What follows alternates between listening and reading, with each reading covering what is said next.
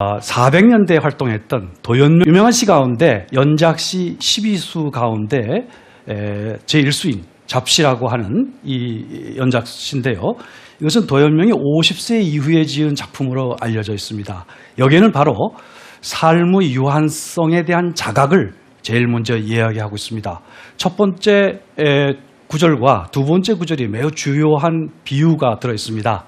인생은 무근체라라고 하는 비유, 꼭지도 없고 뿌리도 없다라고 하는, 우리의 존재라고 하는 것은 매우 불안하고 안정되지 못하다는 그런 얘기죠. 그래서 마치 표요 맥상진이라고 되어 있는데요. 그 표라고 하는 것은 풀풀 날린다는 뜻입니다. 여자는 직유법으로 무엇과 같다고요. 맥상진은 큰 길 위의 먼지와도 같다는 존재입니다. 이것은 바로 두보가 반복해서 사용했고, 우리나라의 시인 가운데 바로 어우야담을 지었던 유몽인도 반복해서 사용하고 있는 시적인 그런 이미지입니다. 그래서 이러한 뿌리도 없는 존재이고 먼지와 같기 때문에 우리는 늘 분산되어서 축풍전, 바람을 따라 굴러다니고 있다, 이런 얘기입니다. 그래서 우리는 차이비상신, 이미 이 몸은 상신이 아니다는, 일정한 몸이 아니라는 건데 불변의 몸뚱이가 아니라는 겁니다. 시간적으로도 유한할 뿐만 아니라 자기가 거쳐야 될 장소에 늘 항상성을 갖지 못하는 그런 불안한 존재라는 것을 이야기하고 있습니다. 이 네 구절이 도연명 시에서 계속해서 반복되고 있는 중요한 모티브입니다. 그러나 이것으로 끝난다고 하면 슬픔으로 나락으로 빠지고 말겠죠. 도연명은 다음과 같은 이야기를 합니다. 낙지위 형제 하필 골육진. 땅에 떨어진, 우리는 다 땅에서 떨어진 어떤 존재입니다. 이런 땅에 떨어진 존재인 우리들은 형제이기 때문에 하필이면 고륙만 친척이냐, 이런 뜻입니다. 즉 고륙만 친하는 것이 아니라 피로 나는 그러한 그 형제들이 아니라도 친구가 될 수 있다는 겁니다. 그래서 고독한 존재이지만 그 고독함을 바로 고륙친이 아니라도 뜻이 같은 사람과 함께 극복할 수 있다는 이 주제, 이 두 가지는 한시 일백만수를 사실은 관통하고 있는 매우 중요한 주제라고 볼 수 있습니다. 자기 자신이 늘 소외되어 있고 어떤 것에 불안한 존재이긴 하지만 그 슬픔에 나락에 빠지지 않고 어떻게 그것을 극복하느냐 하는 것이 주제가 늘 나오게 되고요. 그리고 그것은 무엇을 통해서 사실은 극복하느냐? 우정입니다. 서구의 시에서는 열렬하게 사랑을 노래하고 있죠. 동양 고전에서, 한문 고전에서 열렬하게 노래되고 있는 것은 바로 우정입니다. 가장 우정을 대표적으로 얘기하고 있는 것이 사마천의 사기죠. 여러분 잘 아시는 관포지교라든가 문경지교라든가 이와 같은 우정을 많이 이야기하고 있는 걸 보실 수 있을 겁니다. 자, 이와 같은 주제는 바로 두보의 시에서도 반복되어 나타납니다. 두보의 시에서는 생애독 전봉이라고 했어요. 자, 장절 초제주 생애독 전봉이라고 되어 있는데요. 장절은 그 장대한 뜻, 우리가 젊었을 때 가진 장대한 뜻으로 기둥에다가 우리는 글을 썼다 그랬습니다. 마찬가지로 나도 그와 같은 장대한 뜻을 지녔지만은 중년이 지나고 나서 보았을 때 내 삶이라고 하는 것은, 생애는 삶입니다. 내 삶은 유독 전봉과도 같다는 겁니다. 전봉이라는 것은 굴러다니는 쑥대입니다.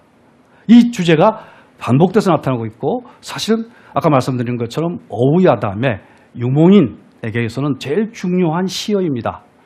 이러한 것들이 도연명에서는 전봉이라는 형태로 나타나고 있지 않지만 맥상진이라는 그런 시어로 나타나고 있었죠.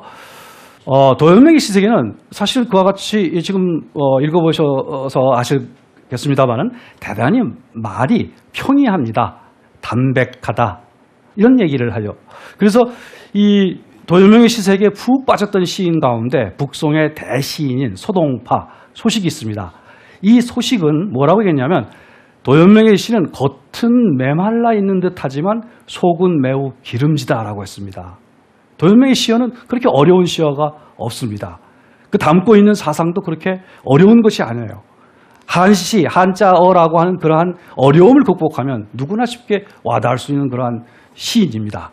도연명은 동진말기의 사람입니다. 그리고 송나라인데요. 이 송나라는 북송, 남송이라고 하는 송나라와 구별해서 류송이라고 합니다. 그런데 이 바로 동진과 류송이라는 시기는 매우 정치적으로 혼란했던 시기예요. 지방의 군벌들의 전쟁이 있었고, 그리고 일반 백성들은 기근에 또는 여러 가지 도탄에 빠져서 고통을 겪고 있던 시대입니다. 도연명은 바로 그러한 시대의 아픔을 내면화하면서 어떻게 올바른 삶, 나의 올바른 가치를 찾아낼 것인가 고민했던 그런 시인입니다. 자, 이 427년에 죽었는데요. 이분이 죽은 해를 가만히 생각하면 사실은 414년에 우리 민족에게서 굉장히 중요한 시기입니다. 바로 광개토항비가 414년에 세워졌어요. 즉 삼국시기, 우리가 가장 삼국시기 초기에 해당되는 그러한 격변기에 중국도 마찬가지로 격변기였습니다. 이때 바로 그 시대를 중국 시인으로서 중국의 그 현실을 담아내고 있는 사람이 도연명이다라고 생각하면 좋겠습니다. 그런데 이것은 고려대학교 만송문고에 있는 계유자, 우리나라 금속활자가 매우 발달했죠. 조선 전기에 나온 활자본 가운데 계유자라고 하는 활자로 찍은 전주정절 선생집입니다. 조선 전기부터 국가적으로 이 도연명의 시인을 매우 높이 표창을 하고 해서 이와 같은 활자본까지 만들었습니다. 이 도연명의 화상이 그려져 있는데요. 원나라 때부터 명나라 때까지 보면은 이런 그 책들의 문집 앞에 그 사람의 초상을 저와 같은 식으로 그리는 것이 있습니다. 자, 이 도연명을 한마디로 말씀을 드리면 시절을 슬퍼하되 그 슬픔 속에 영구히 침잠해 있는 것이 아니라 그 울분을 극복하고 평정을 획득한 시이다. 이렇게 정의할 수 있다고 생각됩니다. 도연명이 좋아했던 시어, 푸른 솔, 그 다음에 외로운 구름, 이런 것들은 다른 시인들과도 상당히 공통되는 면이 있습니다. 그러나 유독 돌아오는 새, 자기의 둥지로 돌아오는 새입니다.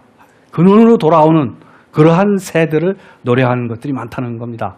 요 점이 도연명의 특이한 시어라고 생각이 됩니다.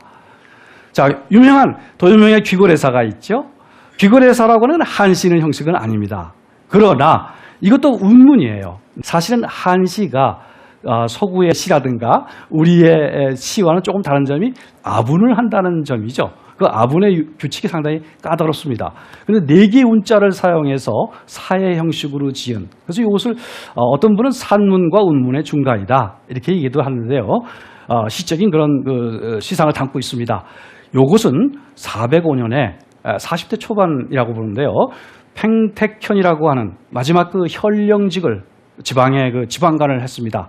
그런데 이 지방관이라고 하는 이 벼슬이 나의 영혼을, 나의 정신을 구속하는 것에 불과하고 아무런 의미 없다고 생각을 해서 이것을 벼슬을 버리고 떠나게 됩니다.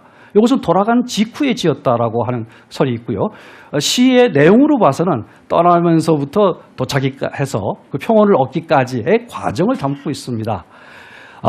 여기에 보면 세속의 구속을 벗어나서 고향으로 돌아갔다는 게 중요하겠죠. 자, 첫째 대목은 이와 같이 전원으로 돌아가는 그런 해방의 심경을 노래했고요.